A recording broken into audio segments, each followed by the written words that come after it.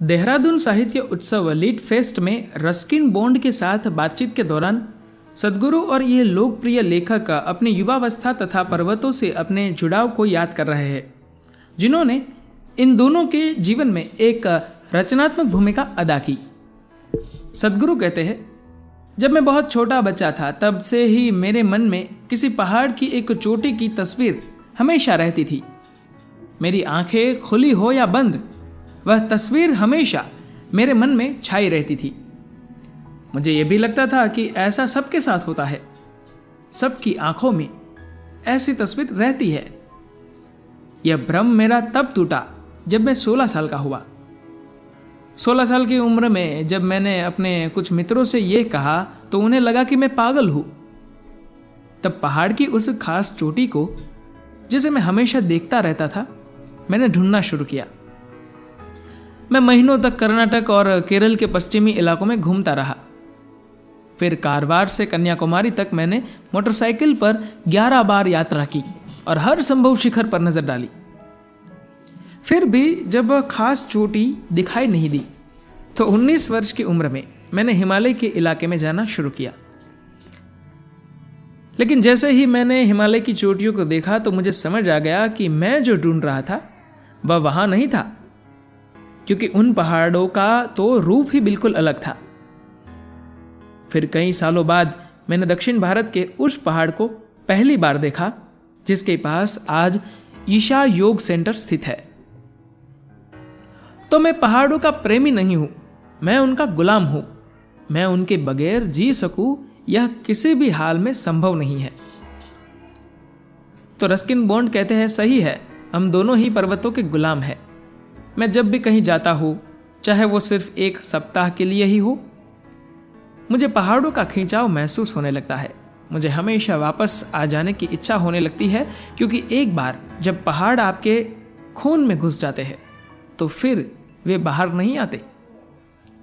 घर में मेरे परपोते हैं, वे सद्गुरु के बारे में मुझसे पहले से जानते थे। मैं सोचता था कि ये लड़के कोई बहुत आध्यात्मिक तो है नहीं। फिर सद्गुरु में ऐसा क्या है जो इन्हें खींचता है? तब बच्चों ने बताया, वे मोटरसाइकिल पर घूमते हैं।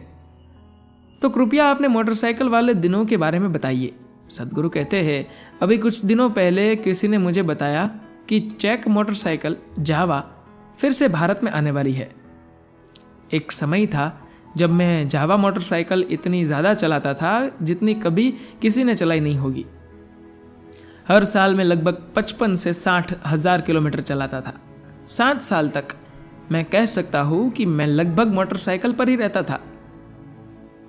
मैं भारत में चारों ओर इधर से उधर घूमा, किसी खास स्थान पर जाने के लिए नहीं। मुझे बस हर एक इलाका देखना था। मेरे लिए सब कुछ चित्र रूप ही होता है। मैं कभी कुछ भी शब्द में नहीं सोचता था।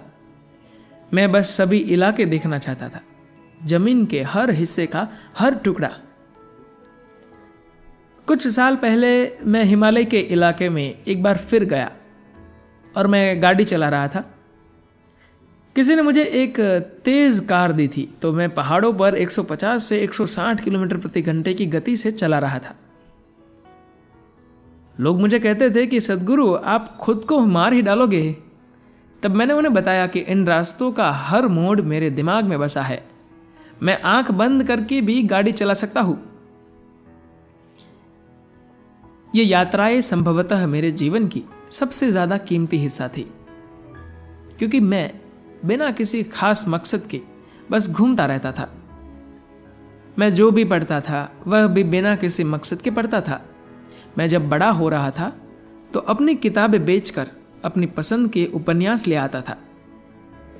जब तक परीक्षाएं न आ जाए मैं कभी किताबें देखता भी नहीं था। हालांकि यहां ऐसी बातें करना गलत है, क्योंकि यहां बहुत सारे बच्चे भी हैं। मैं देहरादून में जब बड़ा हुआ तब साइकिल का दौर था। सभी बच्चे और जवान साइकिल पर घूमते थे। उस समय कारें बहुत कम होती थी और मोटरसाइकिलें भी ज्यादा नहीं थी। सभी लोग साइकिलों पर घूमते थे। मैं बहुत बार गिर जाता था। फिर शहर में चारों ओर पैदल ही घूमता था।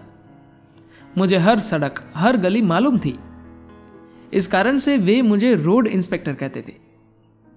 आजकल आपको कहीं साइकिलें नहीं दिखती। आजकल के टेक्नोलॉजी युग में आज के बच्चे बहुत सारी ध्यान बटाने वाली चीजों के साथ बड़े हो रहे हैं।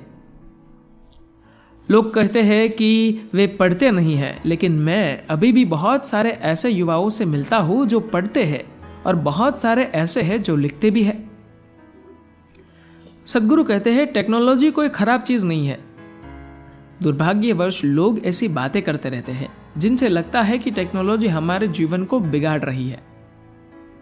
सिर्फ टेक्नोलॉजी ही नहीं, किसी भी चीज का गैर जिम्मेदाराना इस्तेमाल हमारे जीवन को बिगाड़ेगा।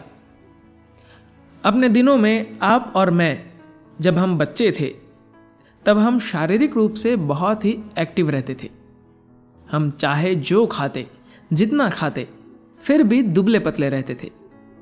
बढ़ती उम्र का कोई भी लड़का या लड़की किसी हाल में मोटे नहीं होते थे, क्योंकि हम हमेशा गतिविधि में लगे रहते थे।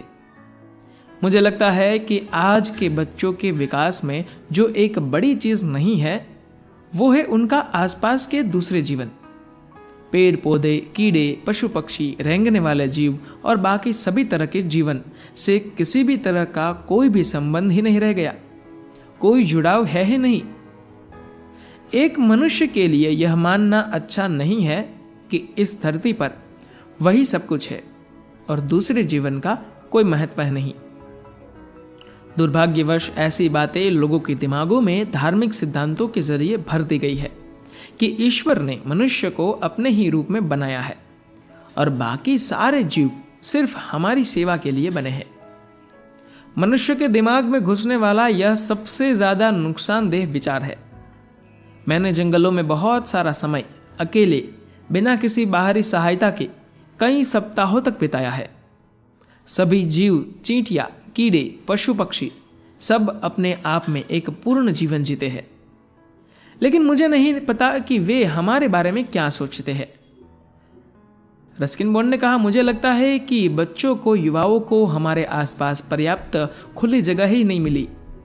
सद्गुरु कहते हैं कि किसी को अन्य जीवन के बारे में पता ही नहीं है। प्रकृति के साथ किसी का कोई संबंध ही नहीं है। जो कुछ है बस सतही है। स्कूल को यह सुनिश्चित करना चाहिए कि बच्चों का संबंध प्रकृति से बने। यह कोई पर्यावरण के बारे में जागरूक करने की बात नहीं है।